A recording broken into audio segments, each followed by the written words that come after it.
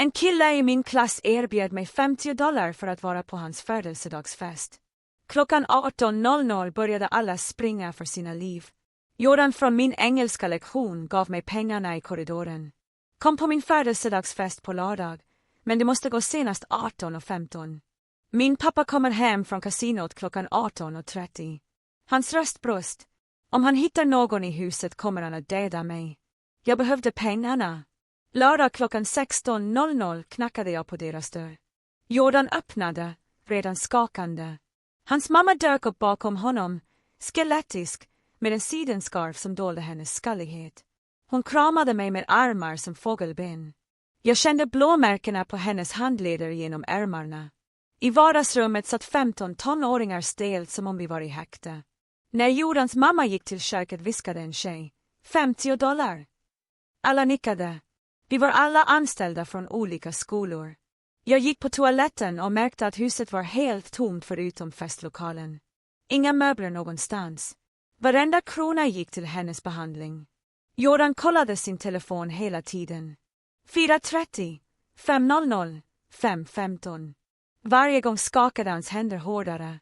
Hans mamma tog fram en tårta. Tårarna strömmade. Jag har inte sett Jordan med vänner på 3 år. Inte sedan Tom blev befordrad. Hon rörde vid sin blåmärkta handled. Han ger Jordan 300 varje vecka för att satsa sina lyckonummer på kasinot medan han jobbar. Jordan blev vit.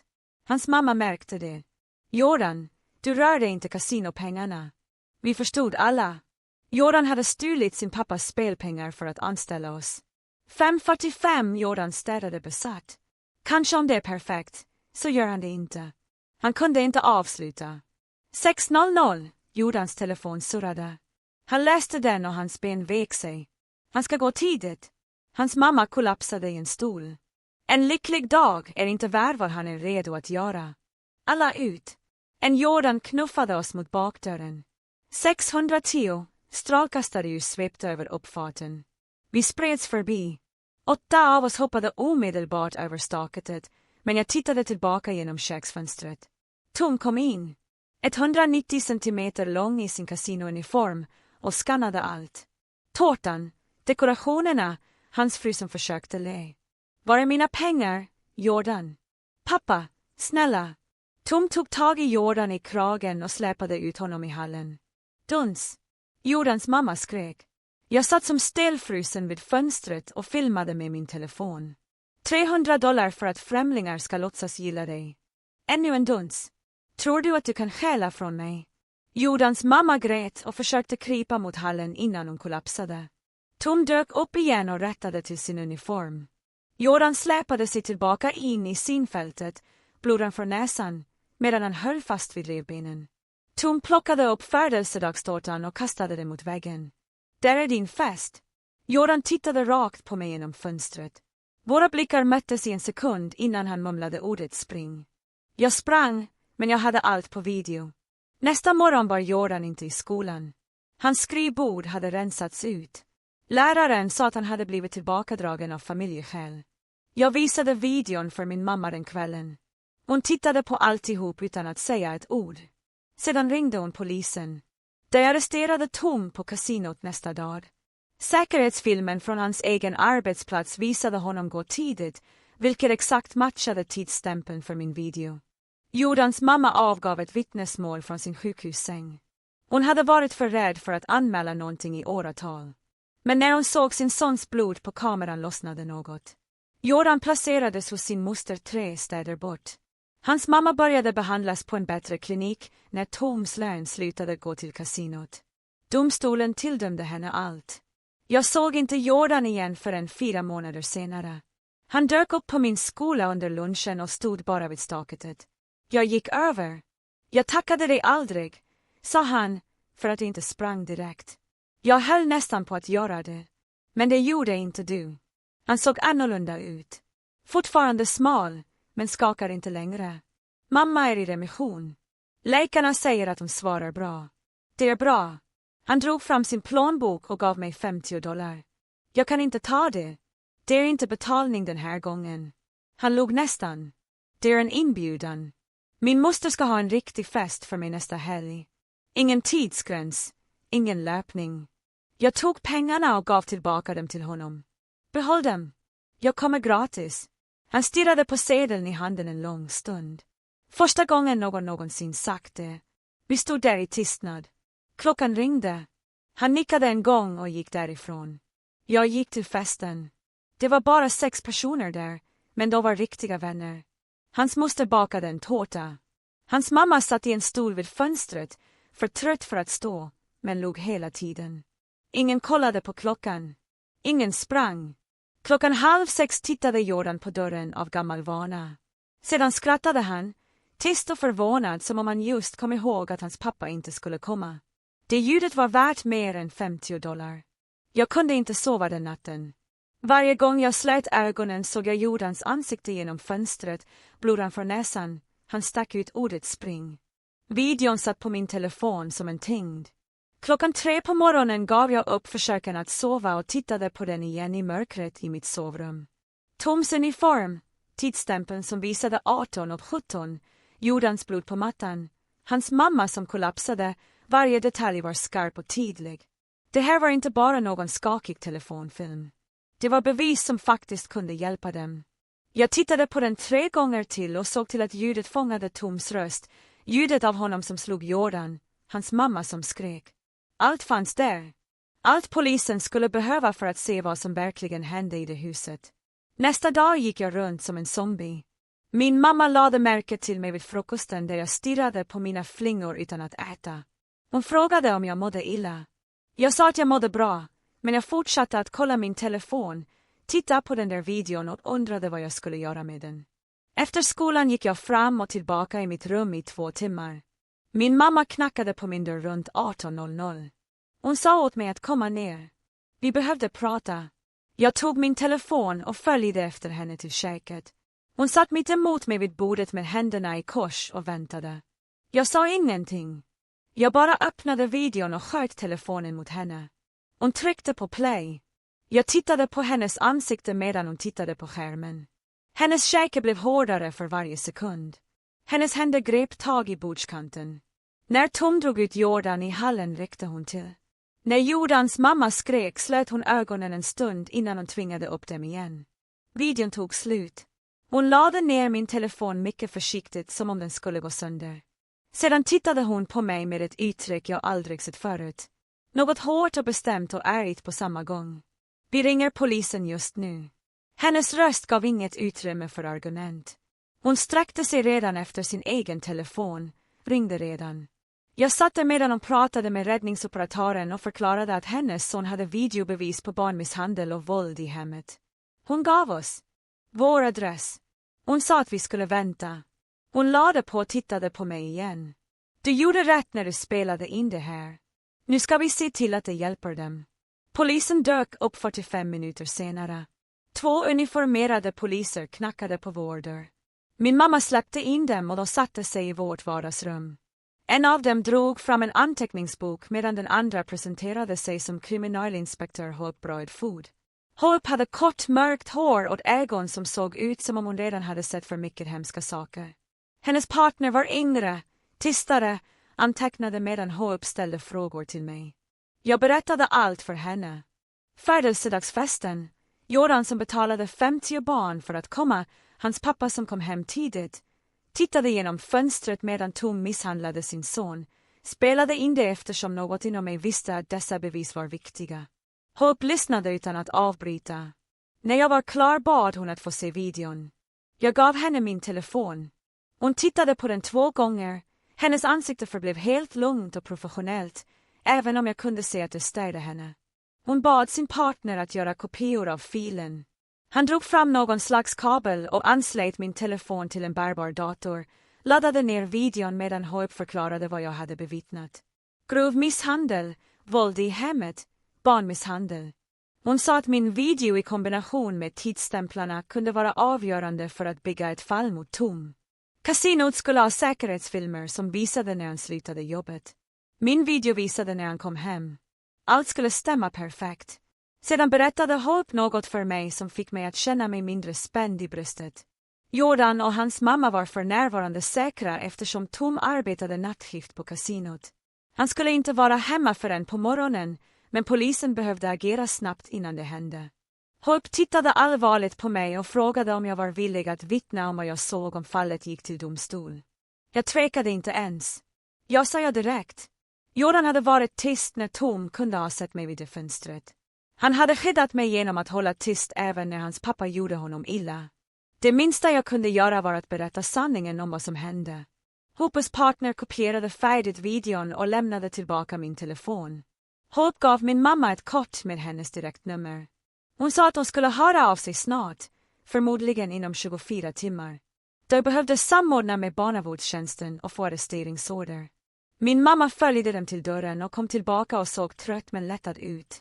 Hon kramade mig utan att säga något. Vi beställde pizza till middag, men ingen av oss åt mycket. Nästa morgon i skolan kändes fel. Jag gick in i engelska lektionen och Jordans skrivbord var tomt. Inte bara tomt som om han var frånvarande. Tomt som om någon hade rensat ut alla hans grejer. Hans läroböcker var borta. Anteckningsblocket han alltid förvarade i skrivbordsfacket var borta. Till och med pennan han hade lämnat där förra veckan var borta.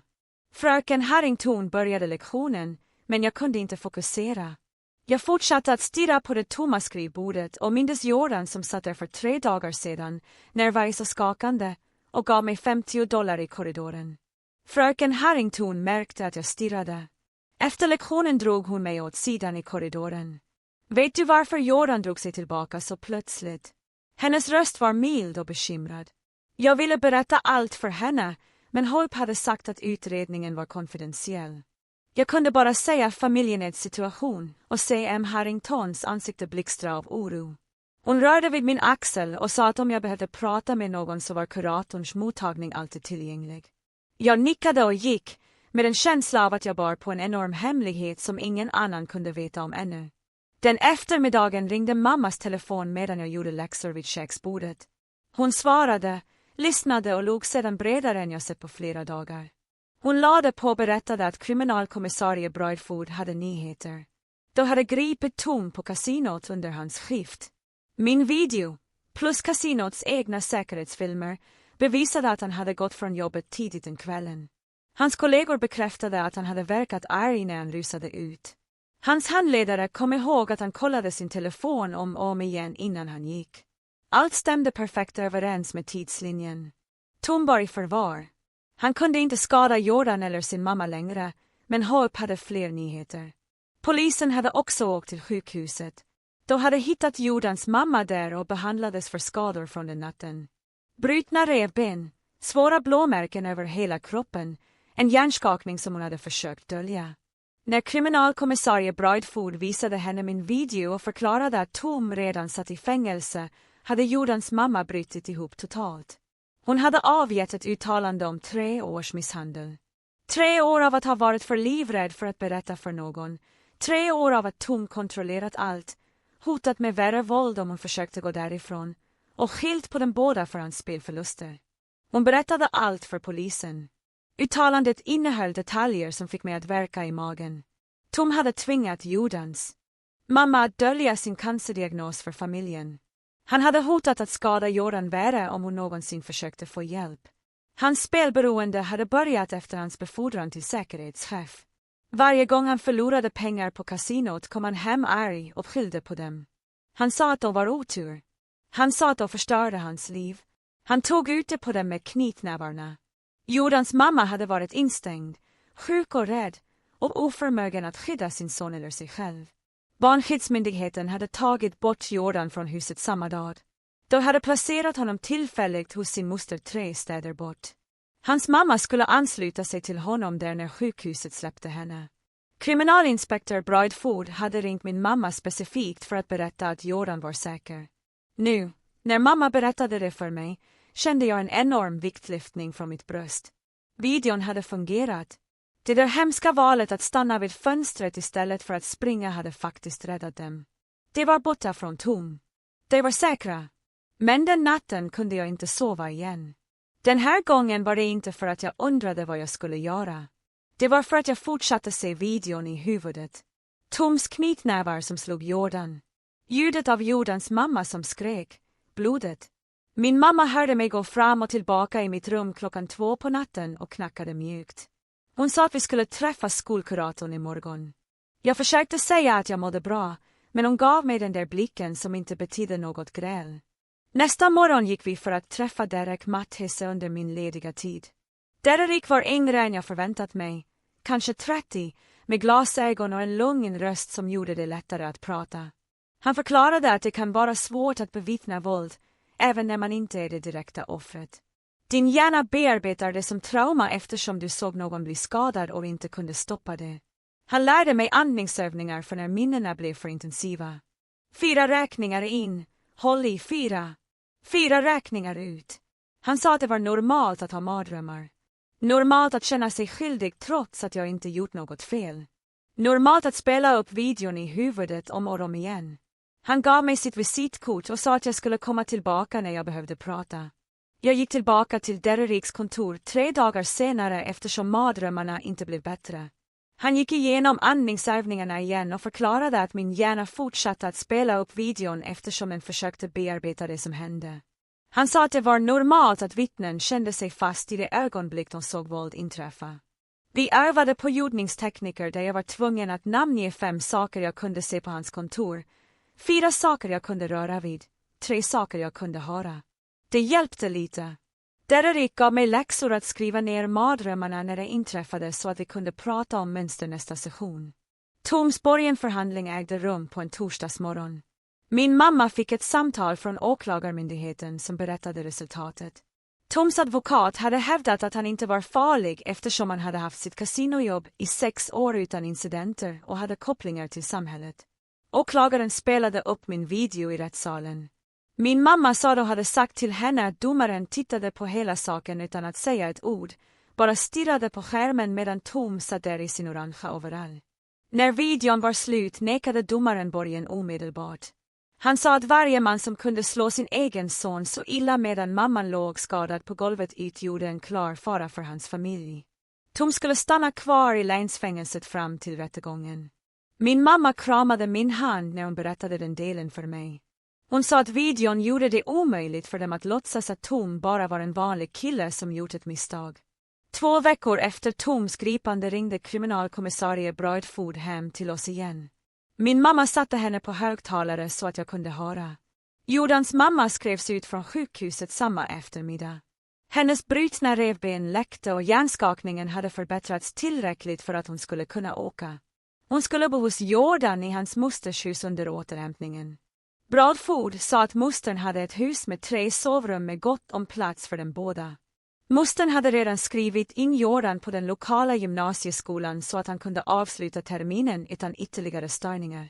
Bradfords röst lät lättare när hon pratade om att Jordan och hans mamma var tillsammans på en trygg plats. Hon sa att mostern verkade vara en omtänksam person som verkligen ville hjälpa dem att återuppbygga sina liv. Min mamma tackade henne för uppdateringen och jag kände mig lättare över att veta att Jordan inte längre var ensam. Åklagarmyndigheten kontaktade min mamma veckan därpå om att jag skulle avge en vittnesmålsskrift. Eftersom jag var ett minderårigt vittne behövde de spela in mitt vittnesmål officiellt före rättegången. Vi körde till tingshuset på lördagsmorgonen. Byggnaden var mestadels tom på helgen. En kvinna från åklagarmyndigheten ledde oss till ett konferensrum med en kamera uppställd på ett stativ. Hon förklarade att de skulle ställa frågor om vad jag bevittnade och att jag borde svara så tydligt som möjligt. Min mamma satt bredvid mig hela tiden. De bad mig beskriva allt från det ögonblick jag tittade tillbaka genom Jordans köksfönster. Jag berättade för dem om Tom som kom in iklädd sin kasinouniform, om hur han tog tag i Jordan och drog honom ut i korridoren, om ljuden av honom som slog Jordan medan hans mamma försökte krypa mot dem. Jag beskrev Jordans blodiga näsa och hur han höll sina revben när han kom tillbaka i sikte. Åklagaren sa att mitt vittnesmål om Toms avsiktliga våld mot en minderårig skulle stärka deras fall avsevärt. Hon sa att ha ett vittne som inte var familj gjorde bevisen ännu starkare eftersom jag inte hade någon anledning att ljuga. Hela förhöret tog 90 minuter och jag kände mig utmattad när vi gick. På måndagen började barnen ställa frågor om Jordan på skolan. Jag hämtade böcker från mitt skåp när 3 tjejer från min matteklass trängde in mig i korridoren. De ville veta varför Jordan försvann så plötsligt. En av dem sa att hon hörde att Jordan hade blivit arresterad för stöld. En annan sa att någon berättade för henne att Jordan gick på rehab. Jag insåg att rykten spreds i skolan och att ingen visste sanningen. Jag visste inte vad jag skulle säga utan att kränka Jordans integritet. Fröken Harrington gick förbi just då och hörde samtalet. Hon stannade och vände sig om för att mäta tjejerna. Hennes röst var skarp när hon påminde dem om att det var grymt och olämpligt att spekulera om frånvarande elevers privatliv. Hon sa att Jordan hade familjeförhållanden som krävde att han bytte skola och att det var allt man behövde veta. Flickorna såg generade ut och gick snabbt därifrån.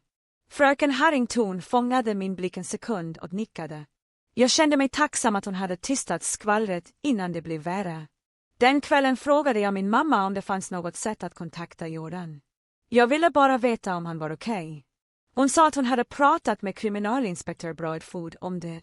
Bradford ringde tillbaka nästa dag och sa att hon skulle ge mitt telefonnummer till Jordans moster. 3 dagar gick utan någonting. Sedan surrade min telefon under middagen med ett sms från ett okänt nummer. Det stod, det är Jordan. Tack för att du inte sprang, och inget annat. Jag sparade kontakten omedelbart. Mina händer skakade lite medan jag skrev tillbaka, kul att du är säker, och tryckte på skicka. Han svarade inte den kvällen, men jag fortsatte att kolla min telefon ändå. Jordan och jag började smsa då och då under de närmaste veckorna. Inget tungt eller allvarligt. Han skickade mig frågor om läxor han missade. Jag berättade för honom om dumma saker som hände i skolan. Han nämnde tv-program han tittade på och frågade om jag hade sett dem. Vi pratade om hur konstigt det måste vara att byta skola mitt i året. Han nämnde aldrig Tom eller vad som hände den kvällen. Han pratade inte direkt om övergreppen, men han berättade att hans mosters hus hade en stor bakgård med gamla träd. Han sa att hans mamma blev starkare långsamt. Hon kunde gå runt i huset nu utan att bli för trött. Det kändes som framsteg för mig. Våra sms var normala och tråkiga på bästa möjliga sätt. Bara 2 personer som pratade om vanliga saker.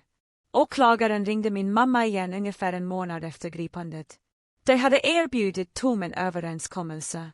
15 år i fängelse med möjlighet till villkorlig frigivning efter 10 år om man erkände sig skyldig till grov misshandel, hot mot barn och våld i hemmet. Toms advokat försökte förhandla ner det till ett kortare straff. Åklagaren sa till min mamma att de inte ville vika sig. Hon sa, mina videobevis gjorde deras fall så starkt att de var helt villiga att gå till rättegång om Tom vägrade avtalet. Hon lät självsäker när hon sa det. Min mamma frågade vad som skulle hända om Tom avvisade erkännandet. Åklagaren sa att de skulle gå till rättegång och att jag skulle behöva vittna personligen. Min mammas ansikte blev blekt när hon hörde det. Tom avvisade erkännandet 2 veckor senare. Kriminalinspektör Bradford ringde för att berätta att Tom krävde en rättegång. Tydligen trodde han att han kunde åberopa självförsvar eller att Jordan provocerade honom på något sätt. Bradford sa detta trots de tydliga videobevisen som visade honom slå sin son medan hans fru låg skadad på golvet. Bradfords röst var frustrerad när hon förklarade detta för min mamma. Hon varnade oss för att detta beslut innebar att jag definitivt skulle behöva vittna personligen i rättegången. Vi skulle behöva börja förbereda oss för den verkligheten. Min mamma bokade in ett nytt möte med Derek för att hjälpa mig att komma igång. Redo att vittna. Jag kände mig rädd för att möta Tom i en rättssal, men jag visste att jag var tvungen att göra det. Jordan smsade mig goda nyheter i början av mars. Hans mamma hade börjat cellgiftsbehandling igen på ett bättre cancercenter nära hans mosters hus. Onkologen var optimistisk om hennes behandling. Hon fick äntligen regelbunden vård utan stressen och rädslan av att leva med Tom. Jordan sa att hon hade gått upp 3 kilogram sedan hon lämnade sjukhuset. Hennes blåmärken var nästan helt läkta nu. Att läsa dessa sms gjorde mig genuint glad för dem båda. Jag kunde föreställa mig hur Jordans mamma faktiskt återhämtade sig istället för att bara överleva. Jag smsade tillbaka att jag var glad att hon mådde bättre. Jordan skickade tillbaka en smiley-emoji. Det var första gången jag hade sett honom använda någon emoji i våra samtal. Derek började hjälpa mig att öva inför rättegångsvittnesmål under våra rådgivningssessioner. Han brukade ha låtsasfrågestunder där han låtsades vara försvarsadvokaten som försökte retas med mig. Han lärde mig att hålla mig till fakta när jag svarar på frågor. Passa innan jag svarar för att tänka på mitt svar. Gissa eller spekulera aldrig om saker jag inte direkt bevittnat. Han påminde mig om igen att berätta för sanningen var det kraftfullaste jag kunde göra för jordens familj. Vi övade i 3 sessioner. Erik brukade ställa aggressiva frågor som: är du säker på att du såg det? Eller kan det inte ha fel om vad som hände? Och jag övade på att hålla mig lugn och upprepa vad jag visste att jag såg. Vid den 3:e sessionen kände jag mig mer förberedd, men fortfarande nervös inför den verkliga händelsen. Åklagaren ringde min mamma i slutet av april. Rättegångsdatumet var satt till den 1:a veckan i juni, 5 veckor framåt. Min mage vred sig när mamma berättade det för mig. Jag hade väntat på det här samtalet i månader, men att höra det faktiska datumet gjorde det verkligt. Jag skulle behöva gå in i en rättssal och titta på Tom medan han beskrev vad han gjorde mot sin familj. Den natten kunde jag inte sova. Jag fortsatte att föreställa mig Toms ansikte i rättssalen och föreställde mig att han stirrade på mig medan jag vittnade. Jordan smsade mig nästa morgon före skolan. Hans meddelande var kort, men jag läste det 3 gånger. Han skulle inte komma till rättegången. Hans terapeut och åklagaren var båda överens om att det skulle bli för svårt för honom. Hans mamma planerade att vittna dock. Hon ville berätta för juryn om allt Tom hade gjort under åren. Jag smsade tillbaka att jag förstod. En del av mig var lättad över att Jordan inte skulle behöva sitta igenom det, men en del av mig önskade att han skulle vara där så att jag inte skulle känna mig så ensam. Erik hjälpte mig att öva mer under vår nästa session. Han ställde svårare frågor till mig den här gången och försökte förbereda mig för vad försvarsadvokaten än kunde fråga. I slutet av sessionen skakade mina händer, men jag kände mig lite mer redo. Min mamma gick till skolkontoret veckan före rättegången. Hon behövde ordna så att jag missade 2 dagars lektioner. Fröken Harrington fick reda på det på något sätt och drog mig åt sidan efter engelska lektionen. Hon stängde klassrumsdörren och tittade på mig med detta allvarliga uttryck. Hon sa att det jag gjorde var otroligt modigt. Sedan delade hon med sig av något personligt.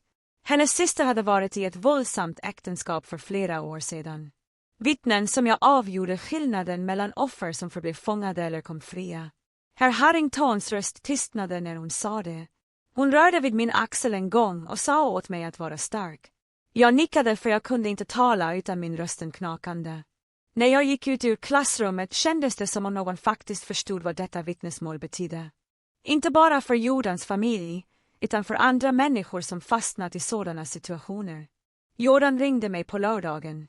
Inte ett sms, ett riktigt telefonsamtal. Min telefon ringde och hans namn dök upp och jag stirrade på den i 3 ringsignaler innan jag svarade. Vi pratade i nästan en timme. Han nämnde inte rättegången alls. Istället berättade han om sin nya skola, hur annorlunda den var från vår gamla. Han beskrev sin mosters matlagning, dessa stora familjemiddagar varje kväll där alla satt runt bordet och pratade. Han sa att hans mamma skrattar nu när de tittar på film tillsammans. Riktiga skratt, inte då rädda, tysta från tidigare. Jordans röst lät helt annorlunda genom telefonen, lugnare, lättare på något sätt. Som om man äntligen fick vara en vanlig tonåring istället för någon som ständigt förberedde sig på nästa hit. Han pratade om att gå med i skolans musikklubb och lära sig gitarr av grannen. Vanliga tonårsgrejer. När vi lade på satt jag där med min telefon och insåg hur mycket han hade förändrats på bara några månader. Den tingshusets korridor hade hårda plaststolar fastbultade i golvet. Min mamma och jag kom dit tidigt på första rättegångsdagen. Vi satt nära rättssalens dörrar och väntade på att de skulle kalla mig som vittne. Korridoren luktade golvrengöring och gammalt kaffe. Andra människor gick förbi med mappar och portföljer. 21:30 kom Toms föräldrar. Jag kände igen dem från foton som Jordan hade visat mig en gång. De såg arga ut. Hans pappa bar en kostym som inte passade ordentligt och hans mamma hade munnen i en tät linje. De såg mig sitta där och båda stirrade. Inte bara tittade, stirrade som om det var jag som hade gjort något fel istället för deras son som misshandlade sin familj. Toms pappa tog ett steg mot oss. Min mamma reste sig omedelbart upp och flyttade sig mellan oss. Hon sa ingenting, men hennes kroppsspråk var tydligt. Kriminalinspektör Bradford dök upp någonstans ifrån och gick rakt fram till Toms föräldrar. Hon pratade tyst med dem och ledde dem sedan nerför korridoren till ett annat väntrum. Min mamma satte sig ner bredvid mig igen och tog min hand. Vi väntade ytterligare en timme innan någon äntligen ringde. Mitt namn. Rättssalen var större än jag förväntat mig. Träpaneler på väggarna och rader av bänkar som kyrkbänkar. Tom satt vid försvarsbordet iklädd mörk kostym och slips. Han såg inte alls ut som mannen i kasinouniformen från min video. Inget som den våldsamma personen som hade slagit sin son. Han såg ut som någons pappa som skulle på ett affärsmöte. Det skrämde mig mer än om han hade sett arg ut. Åklagaren var en kvinna i 40-årsåldern med glasögon och en lugn röst. Hon bad mig beskriva vad jag bevittnade den kvällen hemma hos Jordan. Jag tittade på juryn istället för på Tom. 12 personer som satt i 2 rader och alla tittade på mig. Jag berättade allt för dem. Hur jag hade stannat vid fönstret. Hur Tom drog ut Jordan i korridoren. Ljuden av honom som slog sin son. Jordans mamma som försökte krypa mot dem innan hon kollapsade. Min röst var stadig hela tiden. Jag hade övat tillräckligt med Derek för att orden skulle bli tydliga och sakliga. När jag var klar tackade åklagaren mig och satte sig ner. Försvarsadvokaten reste sig upp. Han var yngre än åklagaren, kanske tidig. 30-årsåldern, med bakutslickat hår. Han frågade om jag var säker på vad jag såg genom fönstret, föreslog att vinkeln kanske var vilseledande eller att jag hade missförstått vad som hände. Jag förblev lugn. Derek hade förberett mig på just detta. Jag förklarade att jag såg Tom ta Jordan i kragen och dra honom ur sikte. Att jag hörde stötarna tydligt, att jag såg Jordan komma tillbaka i sikte med blod rinnande från näsan. Försvarsadvokaten försökte ställa några fler frågor, men jag höll mina svar enkla och sakliga. Sedan bad åklagaren att få spela upp min video för juryn. Fogden rullade in en tv på en vagn. Rättssalen blev helt tyst. Min video spelades upp på den skärmen. Toms röst kom genom högtalarna och krävde att få veta var hans pengar var. Ljudet av honom som slog Jordan. Jordans mamma som skrek. Flera jurymedlemmar flyttade sig på sina platser. En kvinna på första raden torkade tårar från ögonen med en näsduk. Försvarsadvokaten protesterade 2 gånger under videon, men domaren ogiltigt förklarade honom båda gångerna. När videon slutade var rättssalen tyst en lång stund. Åklagaren hade ingen fler frågor. Försvarsadvokaten sa att han också var klar. Domaren sa att jag kunde avgå. Jordans mamma vittnade nästa morgon. Jag fick stanna kvar i rättssalen eftersom jag redan hade vittnat.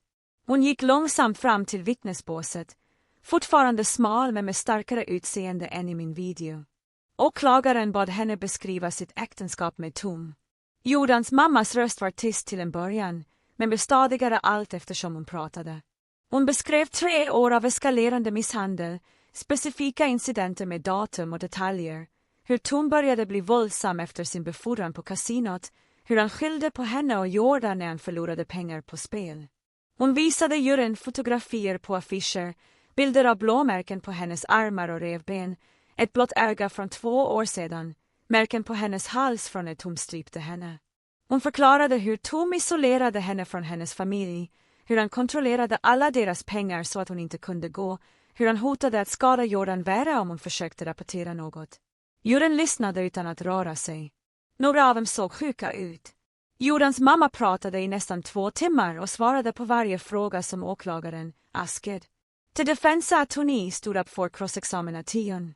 He suggested that Jordans mother might be confessed because of her cancer medications, that might be her memory wasn't reliable. The prosecutor objected immediately. The jury sustained it, but the defense attorney had planted the idea. The prosecutor called on new witness, Jordans mother's oncologist, requested reads is on Spotify now. Check out link into description or comments. A doctor in her 50 sekunder VOD been treating her for the past 6 months. The oncologist testified that Jordans mother's treatment had been dangerously delayed, that Tom would stay all of her 2 doctors regularly, that her cancer was much more advanced than she finally got consistent care than it should have been. The oncologist explained that the current remission was remarkable, that most patients with cancer that advanced don't respond so well to treatment. She said the stress and fear of living with Tom had absolutely made Jordans mother's condition worse. The defense attorney tried to object, but the jury let the testimony continue. When the oncologist stepped down, the defense raised their case. The trial moved to closing arguments. The jury deliberated for 4 hours. Vi vajtade in av smålrum ner till couchrum. Mi mon bruk Sandvikes, but I kullen te at. Et 3:00 in till afternoon. Till beif came 2 year US. Till juru had rishir av verdict. Everion filed back into till couchrum. Tom satt ett till defense table lukningsströjda hed. Till judie aske till jury foreman taustand. Guilty on all counts. Aggravate assault, child endangerment, domestic violence. Tom hov no emotion vente verdict åsread. His face stayed blank like a åsvatching summating boring on TV. Till judie tanked till jury and skedelig sentencing for 2 veckor later. After till judie left, Detective Bradford came over to where me mom were sitting. She told us that the conviction rate for domestic violence cases is so much lower that me video evidence made this case impossible for the defense to deny. She shook me hand and thanked me for being brave enough to record what he saw. Sentencing date came 2 veckor later. Same cuttes, same courtroom. Tom satt at the defense table in handcuffs this time. Till judie review the case details and the jury's verdict. Then she announced the sentence, 18 years in prison, no possibility of parole for 12 years. The judie cited the severity of violence against his child, the pattern of abuse against his wife, the complete lack of remorse Tom had hoven trugegått till trial. That's when Tom finale hov emotion. A turned in his shire and looked straight at me sitting in the gallery. He says we're full of hata. Pura reich directed right at me for my 3 seconds. The belief moved immediate elle, blocking Tom's we van grabbing his arm. 2 more bife separate and removed Tom from the couchroom through a side door. I tried to look back at me one more time, but they had him be both arms. The door closed behind them with a heavy click. My mom squeezed me hand so hard it hurt. The judie barned her gavelons uncut was dismissed. I valkedet of the couchroom into the hallway, me left shocked from watching Tom yet sentenced. Jordan's mother was waiting there and when she saw me, she moved fast. She wrapped her arms around me and squeezed it so tight I couldn't breathe properly. Her voice kept repeating the same words right next to my ear. You saved our lives. You saved our lives. You saved our lives. She said it my 10 times before she let go enough for me to step back. She looked completely different from the video on my phone. Her face had actual color now instead of that graysy look. She wore av that looked real brown vit hygligt styled like a normal mom's haircut. The silk scarf was gone. The broad bony arms had some weight on them. She wasn't the skeleton woman from Jordan's living room anymore. The debusche happened fast because Tom was locked up and couldn't fight it properly. Jordan's mother had a restraining order that made everything simpler. According to the lawyer, the judie gave her full custody of Jordan plus their house plus Tom's pension from the casino. Tom's lawyer stood up and argued about the pension, saying Tom earned that money through years of work. The judie looked at him like he was stupid. She said that after what Tom did to his wife and son, we should consider himself lucky his ex-wife wasn't suing him for additional damages on top of everything else. The lawyer sat down. Jordan's mother got everything. Me von busset during med klass 3 veckor later. A text from Jordan. We are moving back into the house. Me aunt is helping mom restaurat everything. New paint, new furniture, new locks on all the douche. Mom sold all of dad's casino stuff, his lucky poker chips and card decks, and all 2 framed photos of him with his security team. We are using that money plus the pension to make it feel completely different, like it was never there. I texted back asking if you was okay with going back to that house. I replied fast. It's not his house anymore. It's ours now. We are erasing him from every room. For months passed. I was sitting in the cafeteria eating lunch when I looked. At the window once of someone standing by the fence, just standing there, not moving, staring at the building. I recognized Jordan immediately, even though he was far away. My heart started pounding hard. I hadn't seen him in person since that night through the kitchen window. I dropped my sandwich and headed for the door. Nobody asked where I was going. I walked across the grass toward the fence, and Jordan watched me the whole way. When I got close enough to see his face clearly, I notiset han differente loked. Her en geined veit, så is geks verente holovan emora. He sayes verente darting around, checking for Daniel. He stod stilla and kalm. Spoke först. I wanted to thank you for not running away whenever Ion Elsa did, for recording what happened, even took it or stangerus. His voice was steady, not cracking like it used. I shrugged because he didn't know what to say. I kept talking. You could have just run. You could have run, but you stayed at that window with your phone at me that was hurting me, and it took goods. Real goods. I finally found words. I almost did run. I was so scarred. My hands were shaking. I nearly dropped me from twice. Jordan nodded like I expected that answer. That's what Makesi te brave. Doing the right thing, even when you're terrified. My therapist has been helping me understand the difference between fear and actual danger. Fear is just a feeling. Danger is real. That night was real danger and you stayed anyway. He reached into his back pocket and pulled out his wallet. He took out a $50 bill, the same amount he paid me to come to that first party. He held it out toward me. He started to shake my head now, but I interrupted. It's not payment this time. My aunt is throwing me a real birthday party next weekend. I want you there as an actual friend, not som jag ni hirad. The $50 is just invitation. Old habit, I goose. I looked at the money in his hand. The bill was crisp and new, not crumpled like when he slipped me into halvway Monsago. That day, his hands had been shaking so bad the cash rattled. Now he held it steady. I was making eye contact instead of staring at the floor. When he mentioned the party, he smiled for real, nu that fake smile he used to wear when he was trying to convince people everything was fine. The smile reached his eyes. I kväll sitter person he was becoming vitegt fear crushing him every second. I took the $50 from him, then he held it back out. Keep it, ELL come for free. That's what friends do. Jordan started at the bill in his hand. He looked at it for my but 30 seconds without saying anything. Then he looked ahead. The sound was surprised and happy and free. First time anyone's ever said that to me. He folded the money and put it back in his wallet. We stood by the fence talking until the bell rang. Normal stuff. School and music and some hobby but watched. The weather. A movie coming out next month.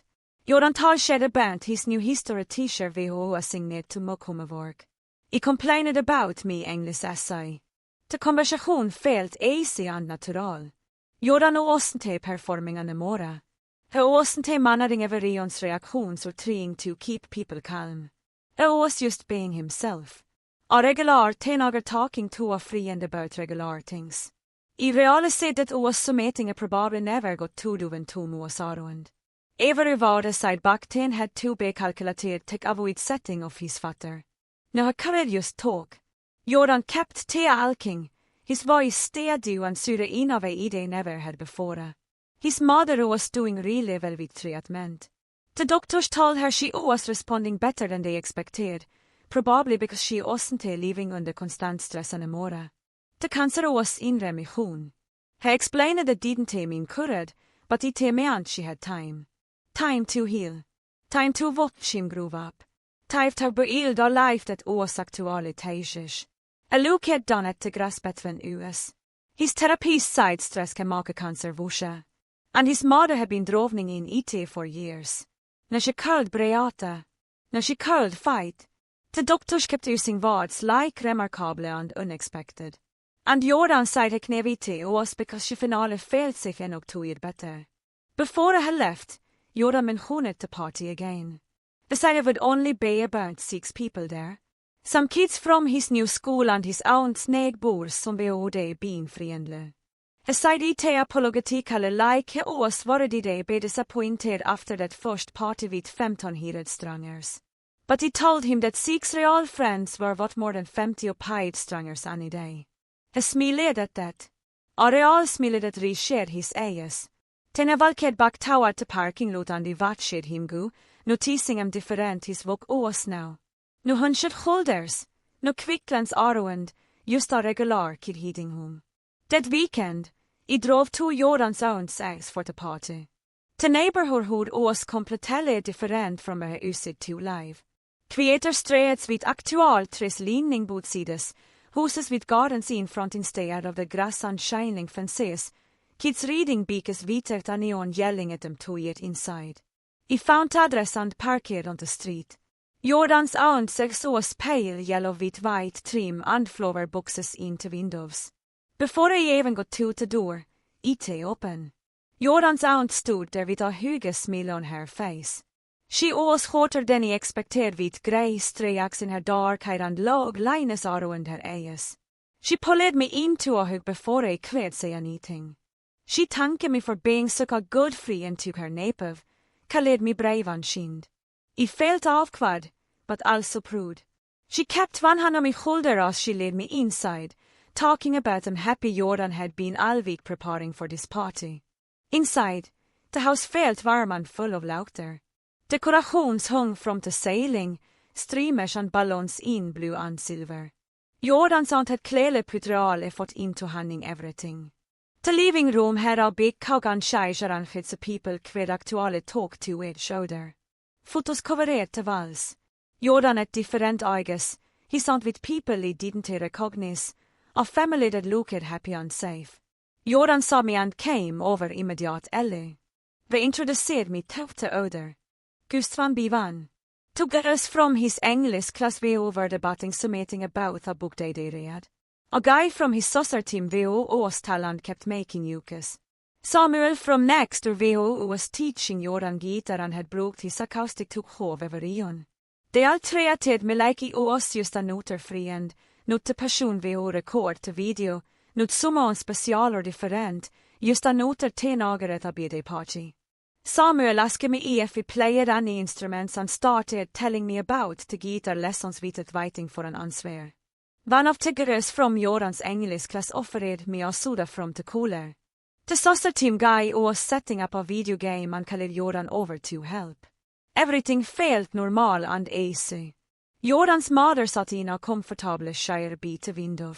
She looked tired but genuinely happy as she watched Jordan joke around with his friends. She wore a bright scarf over her wig, red with gold patterns.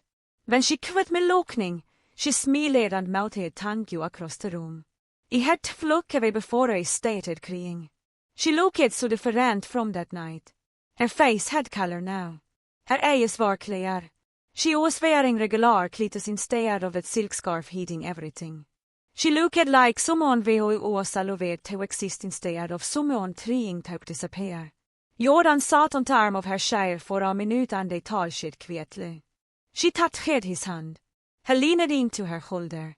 Small moments that probably happened all the time now, but still felt important. Jordan's aunt disappeared into the kitchen and came back carrying a homemade cake, förkollat with vanilla frosting. Nothing fancy, but made with obvious care. She set IT on the coffee table and started lighting candles. Vi all got her around and sang happy birthday ville Jordan grinner and blised.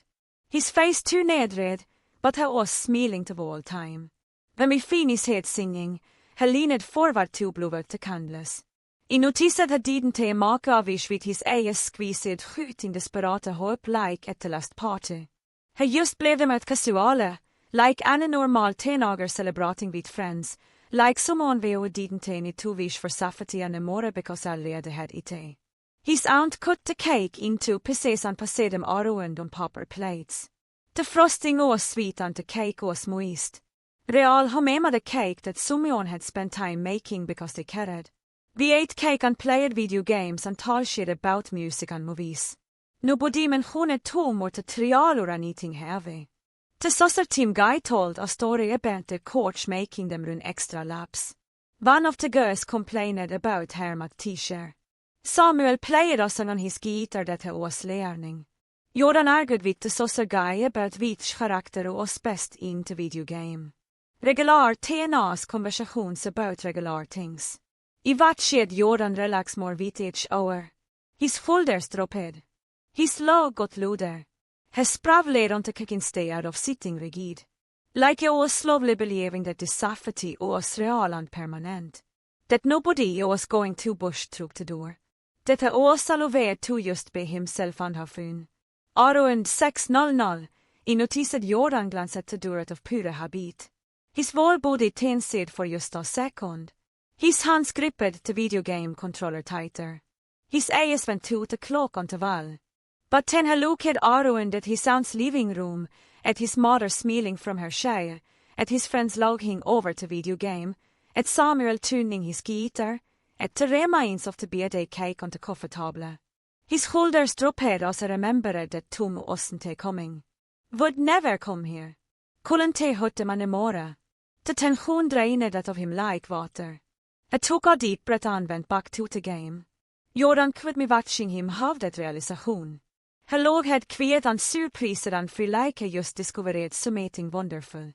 He looked right at me and sighed, "It's 6:30. I understood immediat alle what he meant. This was the time Tom would have arrived. The deadline that used to min danger. The moment when everyone had taken, and now it was just another moment in a safe, happy evening. Just numbers on a clock that didn't mean anything bad anymore. Jordan kept looking at me while his friends kept playing the game around us. His eyes were bright. His smile was real. He shook his head like he couldn't believe it himself. That log, that moment of Jordan recognizing his own freedom felt more important than the guilty verdict or the prison sentence. This was what justice actually looked like. Not Tom behind Bosch, but Jordan able to exist past 6:30 without fear. Able to have friends over without checking the clock. Able to just be a teenager at his own birthday party. Able to log and play games and eat cake without terror hanging over everything. The trial had put Tom in prison, but this moment proved Jordan was free. Really free. Not just physically safe, but emotionally free to live without that constant dread. I watched him turn back to his friends and make a joke about the video game. Watched him be normal. That was the real victory. The party rolled past 7:00 without anyone checking for nails or glancing at douche. Jordan started doing impressions of teachers from his new school, and his voice got louder with each one. He acted out the math teachers väjer han gestyres and the gymcoachs obsession with dodgeball. His friends låg head and added their stories about the same teachers. The saucer guy mimicked how the coach yelled during practice. One of the girls did a perfect impression of the librarian hushing people. Jordan Bowen said between impressions, getting sillier each time, making exaggerated face and dramatic gestures. He pretended to be the principal doing morning announcements, then switched to the cafeteria lady who always gave extra freeze. His whole body relaxed into the performance. Shoulders loose, hands waving around. Nobody here knew what a big deal this was. They just saw Jordan being funny and weird like any other teenager at a party. But he watched him transform into someone who could be goffevitigt fair and it hit different, kniving where it came from. 8:00 passerade ville vi played video games on the couch. Jordan sprawled across the cushions instead of sitting rigid, his left stretched. Controller in one hand ville ha ate cake with the other. Had trust-talked the saucer guy about losing the race in the game and made jokes about the characters stupid outfits. The room filled with normal TNA's chaos, controllers clicking, people hooting at the screen, someone spilling soda and logging about it. Jordan fell right into the mess of it all. Just another kid having fun at his birthday party.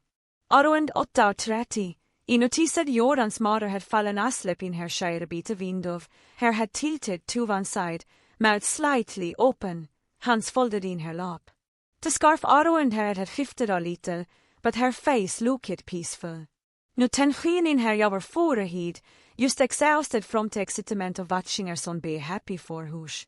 Jordan's aunt valkade over quietly and pulled a soft blanket from the closet. She draped it over Jordan's mother without making any noise, tucking it gently around her shoulders. Jordan saw this happen from across the room. He stopped mid-sentence during his turn in the game and just stared at his sleeping mother for a long moment. His face went soft in a way he'd never seen before. Tender and protective, answered and grateful all mixed together. Havat shed his ounta used to blanket one more time, making sure his mother was comfortable. Ten a turned back to the game quickly, but he cut away a blink shed hard off 5 times. He looked away and focused on the TV screen, giving him space for whatever he was feeling. Some moments aren't meant to be witnessed too closely. Parents started hoving up around 9:00 to collect their kids. Car oddly swept across the front windows as vehicles pulled into the driveway. Jordan's aunt answered to do each time, thanking the parents for letting their kids come. The saucer Geistad came in and shook Jordan's hand, saying it was a great party. One of the guns mums hugged Jordan's aunt and said her daughter had been talking about this party all week. Everyone hanged for numbers, tipping them into their phonies while standing in the entryway. The saucer guy told Jordan about practice next Tuesday and said a hold come tree out. Van Gulmen honed a group shut there for homework help and asked if Jordan wanted to be added. Samuel from next door packed up his guitar and told Jordan about a recital happening next month at the community center. The city needed more performers and Jordan holds in up to place a meeting. Jordan said yes vidare hesitating vidare that Karefel pausehuset tycker before committing to anything. He just nodded and said at son's school. Count me in. Samuel grinned and said he'd text Jordan to the tiles tomorrow. They did that casual guy handsaketing before Samuel headed out. Everyone left with actual plans to see each other again. Real friendships forming instead of paid appearances. Jordan valkir me to make of an IT was me turn to leva. Tonight felt cool after being inside for hush. His aunt's park light cast long shadows across the driveway. Jordan stopped next to me car door inside. Thanks for coming. This was really fun. His voice sounded light and easy, not heavy with trauma or desperate gratitude like before. Just a normal thank you between friends after a good time. Then asked if he wanted to come out next week. Said there was a new superhero movie coming out on Friday and maybe we could catch it. He said he'd take casually. Like asking a friend to see a movie was the most normal thing in the world, which it was. But for Jordan, it meant something bigger. It meant to believe he'd still be here next week, still safe, still able to make plans without fear. He said yes immediately. Told him Friday worked great for me. We pulled our phones and looked up movie times right there in the driveway. Picked to 7:00 hoving and agreed to meet at the theater. Made actual specific plans with times and the tiles the way friends do. Jordan put the date in his phone calendar and hov me to screen to confirm. It felt completely normal and unremarkable, which made it remarkable for him. I got in my car and started again. Jordan stepped back onto the curb and wavered as he backed off the driveway. Trug mig rear with mirror, I watched him standing there under the park light. Van han reised in a casual goodby. He looked like any regular 17-year-old kid saying bye to a friend after a party. Not someone vi huset check the clock every 5 minutes in terror. Not someone vi huset fatter dragit him dan halvvägs and be at him blodede. Just a teenager ingens and a hoodie waving goodby, probably thinking about the leftover cake in the kitchen. I drove away slowly, checking the mirror one more time. Jordan turned and walked back toward his aunt's house, hands in his pockets, shoulders relaxed. The park light went off behind him as he went inside. That image stayed with me the whole drive home. Jordan walking into a safe house without looking over his shoulder. Jordan existing in a space where 36 didn't mina eating bara anymore. The next 5 weeks turned us into actual friends instead of people connected by trauma.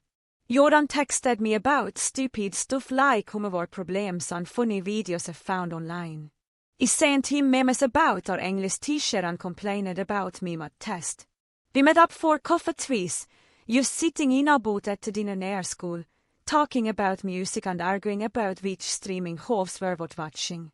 Jordan told me bits about his therapy sessions some timmes, men honed that his counselor was helping him work through stuff. Vi talsked about his mother's treatment gedule and den tiret schemo made her, but how the doctor simmed hopefull. Mostly tog, vi just talsked about normal things. He showed me photos of his own caught doing dumb stuff. He told him about the drama in my friend group at the school. We shared homework answers and complained about early morning classes. Our friendship grew into something real and balanced, not built on the foundation of a terrible night.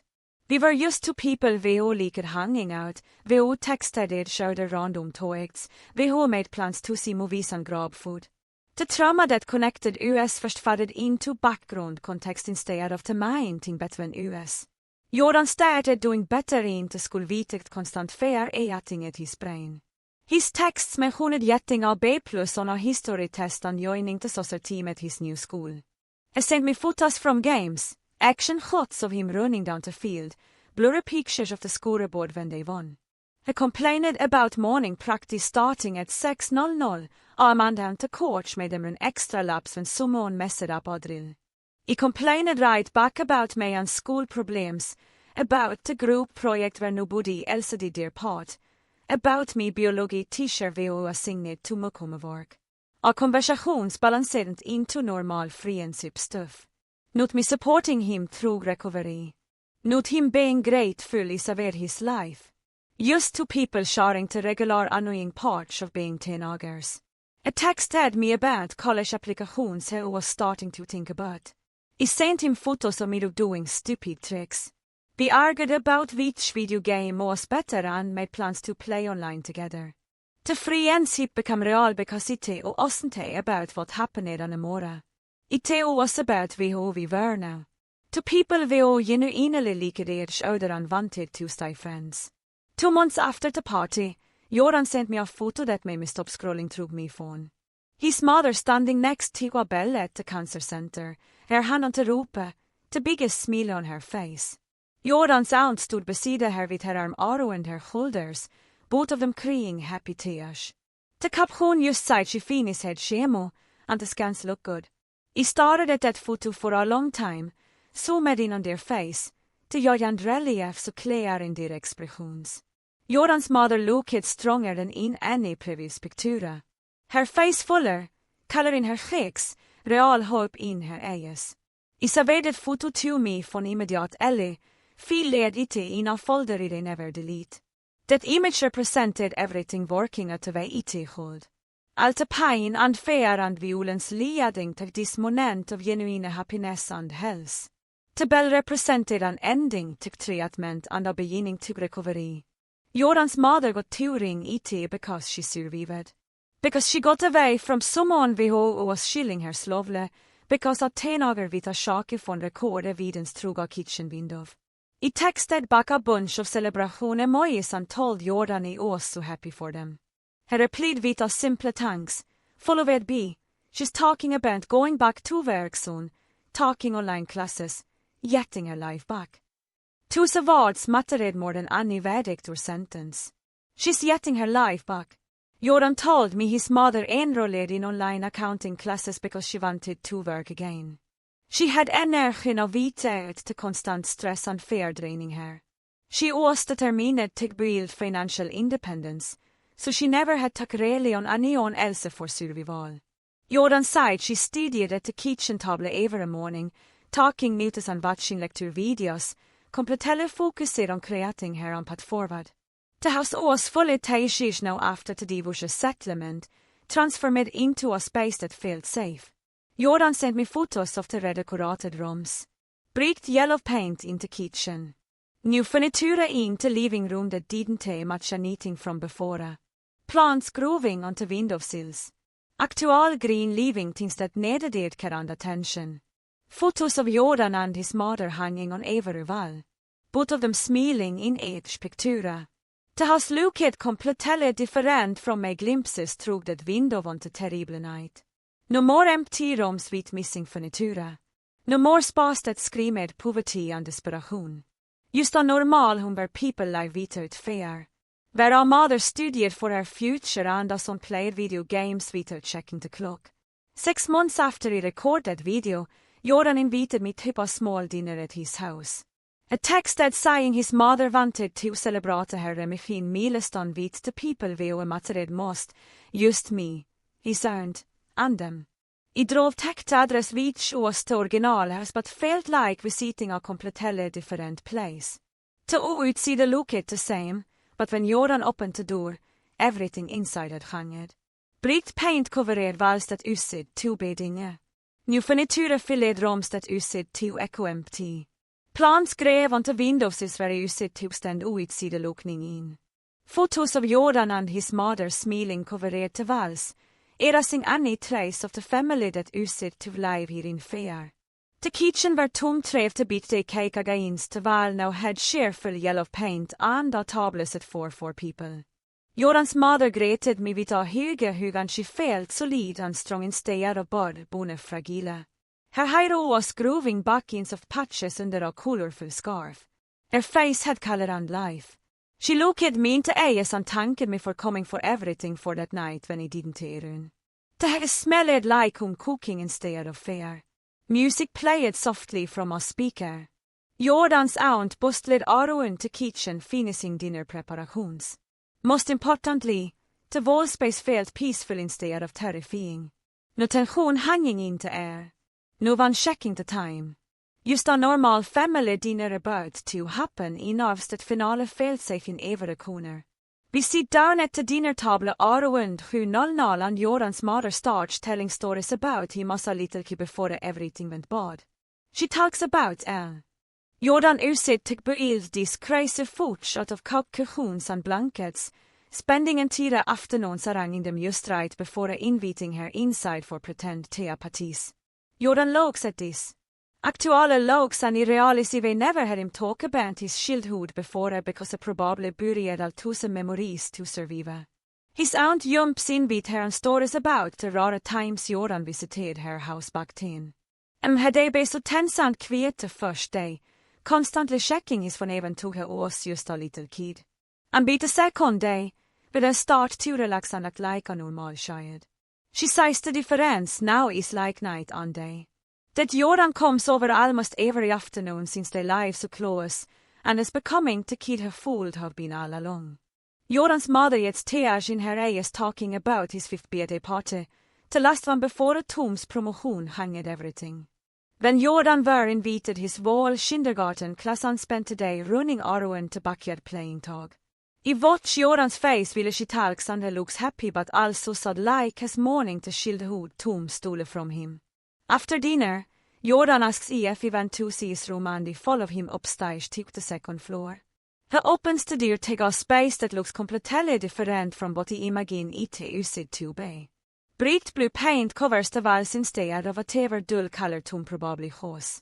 Posters of bands and movies cover every surface. Stuff Jordan actually likes instead of whatever he had to pretend to like around his father. His books are organized on självsbyhanger, and there is a guitar in the corner that his neighbor Samuel is teaching him to play.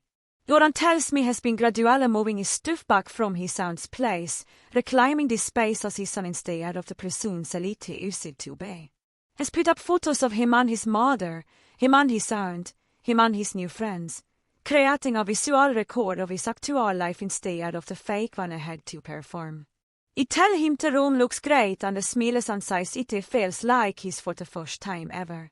Around 9:00, I tell them in to head home and Jorans mother gets up from her chair to walk me to the door. She hugs me tight and I can feel how much stronger she is now compared to that first party when her arms felt like bird bones. She tells me she's grateful every single day that he stayed at that window instead of running like everyone else. She says that when Scheisse med hanget and tira part of their lives, gave them both a future they never thought they have, and she hopes he understand them much that matters. I don't know what to say, so I just took her back and tell her I am glad they're able doing better. Driving home, I think about how different Jorans face looks now compared to that terrible night.